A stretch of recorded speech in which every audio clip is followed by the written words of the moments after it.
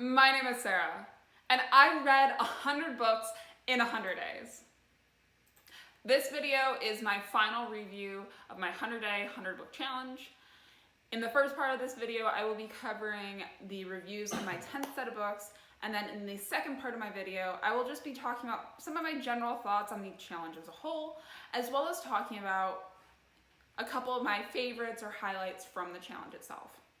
I'm planning on making videos later on that delve more into specific topics about my challenge, but for right now, I want to keep this video relatively close to the same time that my other videos have been. So my first book I'm going to talk about in this group is Stranger in a Strange Land. While I was editing this video, I realized that my reviews for Stranger in a Strange Land and H.G. Wells' Time Machine did not totally fit how I actually felt about the books, and so I wanted to quickly reshoot these reviews. First, Stranger in a Strange Land. Stranger in a Strange Land is a difficult book to review. I can see why it's part of the sci-fi literary canon. I really enjoyed the pacing of it. I thought the events of the novel were interesting and inventive. I thought you had characters that you really got to know and were different than a lot of other book characters I've seen before. And overall, it provided a decent commentary on issues such as consumerism and large-scale religions. However, I cannot let the positives of this book eclipse some of the pretty damaging themes that you have come up, namely those around misogyny, homophobia, and racism. For example, I think it's a female character even that gives some type of statement that basically implies 9 out of 10 women who are sexually assaulted are basically asking for it, which really doesn't sit right at all. The author really seems to enjoy giving these long-winded expositions on just his personal views on life, some of which are interesting, some of which are very damaging. So while there were aspects of this book that I did enjoy, I can't sit here and say it was my favorite sci-fi book that I've ever read. There were a number of times where I was really taken out of the story because of these types of themes. In fact, it actually kind of makes me sad because I think there's a couple of levels that this book did not go to. So moving on to H.G. Wells' Time Machine, in my original review, I just spent way too much time talking about it. The book itself was something that I just did not find particularly engaging. I can appreciate it as a classic sci-fi book, and I appreciate the fact that it's one of the first mentions of a time machine in a novel. However, it was not my cup of tea, and there were just a couple of things about this book that felt kind of off and did not totally hit right with me. It's The World That We Knew, and that's by Alice Hoffman. So this book basically follows a group of interconnected characters, some of which are Jewish refugees fleeing Germany during World War II. There's nothing wrong with the book itself. I think part of it, I was just not in the right mindset to be reading this book when I read it. And it felt like it drug out a lot to me, and so I wasn't able to give it the amount of attention that it really deserved, and for me to actually get the full value of the read itself.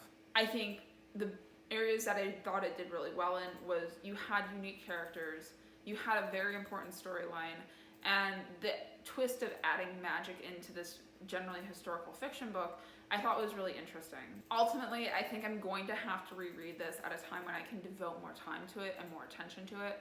The next book that I'm going to talk about is one of my vegetables, and that's what I talk about when I talk about running. So this is a autobiography by Haruki Murakami.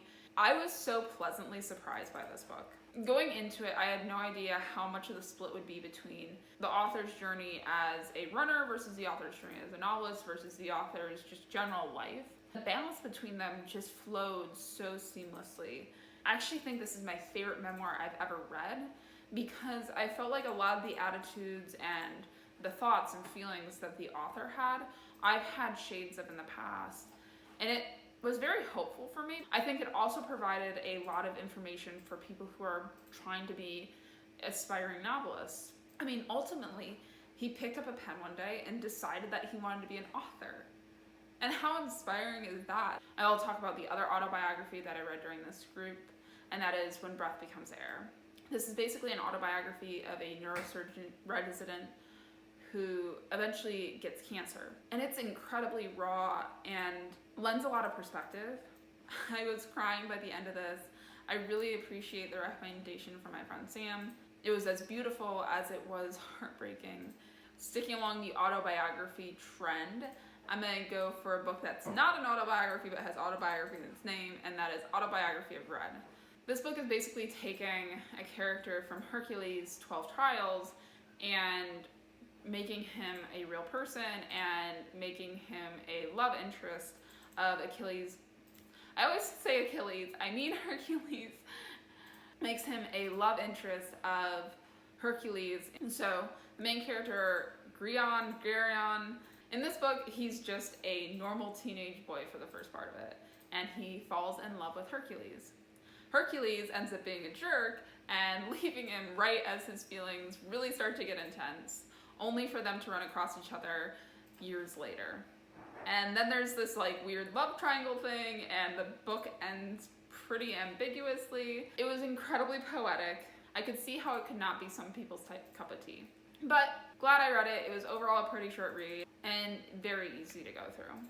The next book that I'm going to talk about is The Handmaid's Tale, specifically the graphic novel version.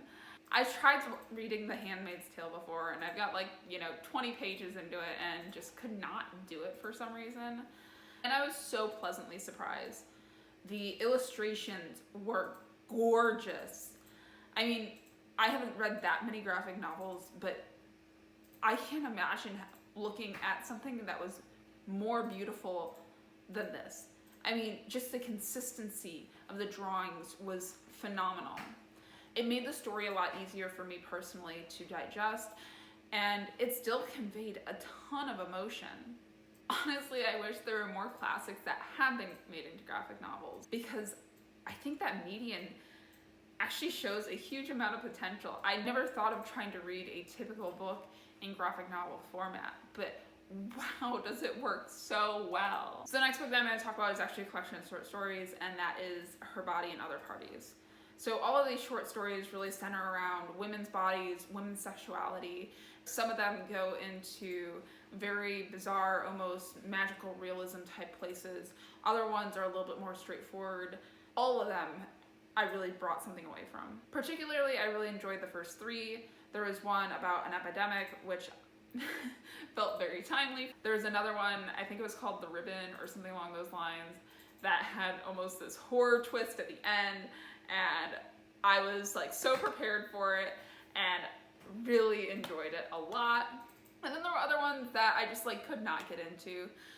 There was one that was actually pretty long. It was basically taking synopsises of Law and Order's SVU and then slowly morphing them into this very weird alternate reality, combines magic, and it's just a little weird. I was down with it for the first couple pages, and then it just kept going, and I kind of lost interest in that particular story. But I felt like I got value out of each and every one of the stories. The next book that I'm going to talk about is a classic by Toni Morrison, and that is Sulla. So Sulla follows two childhood friends, Nell and Sulla. And you first meet them while they are children, and then you also follow them into adulthood. In between all that, you get commentary on race and basically about this, primarily black community that ends up getting pushed around and manipulated by the surrounding white communities. The book itself was just beautifully written. I mean, the way she talks about and describes the girls themselves is just so rich and vivid.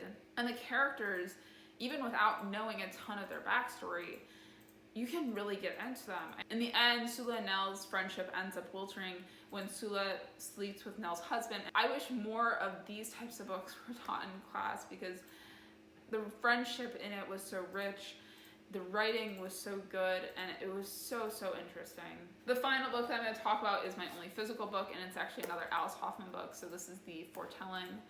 This was a book that I got actually from my grandmother when I was maybe 10 years old. I picked up this book mostly because it was a book that I knew I could enjoy and I knew I could read quickly. The story basically follows your queen-to-be, and her name is Rain, and because of the circumstance of her birth, her mother, who is the current queen, does not like her for no fault of her own. And you watch Rain basically navigate her people's expectations of her, her own coming of age, the pressures that are put on her, and she does it overall pretty gracefully. It's a sad book.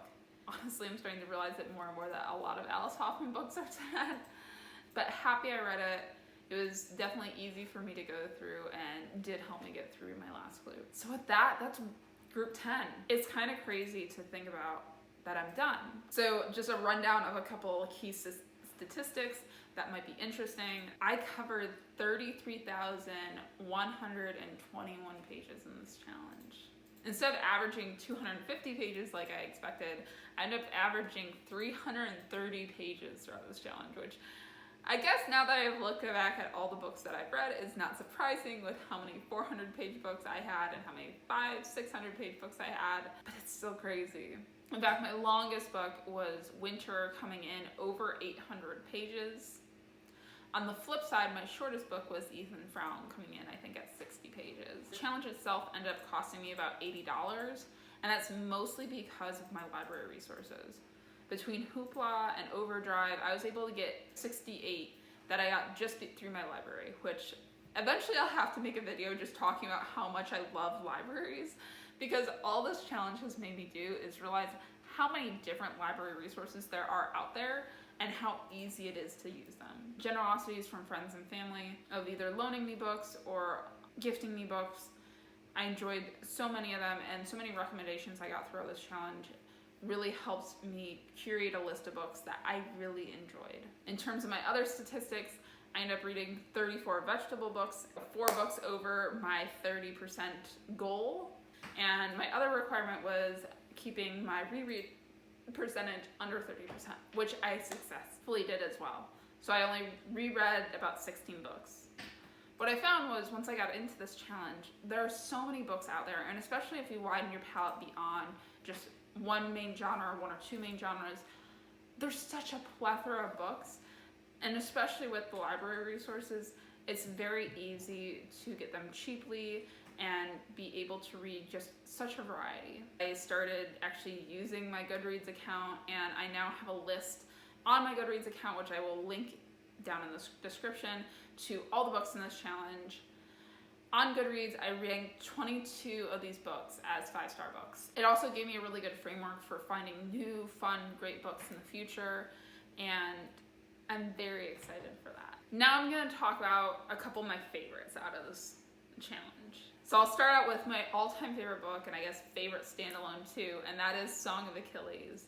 My favorite series out of this, and I think I ranked all of the series 5 stars, is the Shades of Magic series by V.E. Schwab. These books are very clearly a wonderful introduction into adult fantasy, and I'm incredibly happy that I read them. My favorite nonfiction book is actually a book from this group, and that is what I talk about when I talk about running, by Haruki Murakami. And finally, my last kind of category that I'm going to talk about is my favorite classic, and that's another book from my 10th section, and that is Sulla. Sulla just had themes that I really found interesting, and because of how brief it was, I felt a lot of the impact from. Overall, I'm incredibly happy that I did this challenge. I mean, all it really did for me was prove I can make it through big challenges like this. I mean, and that was something that was incredibly encouraging to me, not just as a reader, but as a just general person.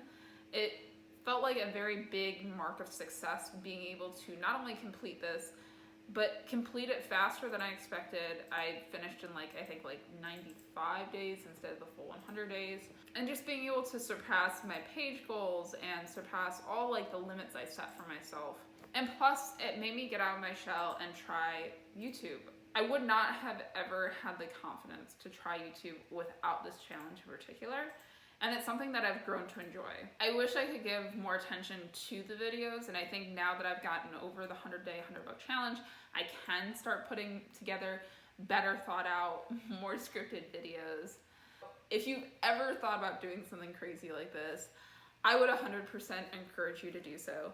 Maybe make sure that the timing is right on it, but it was so impactful for me just as an overall person, and it helped me introduce myself to a lot of books that I would not have read otherwise.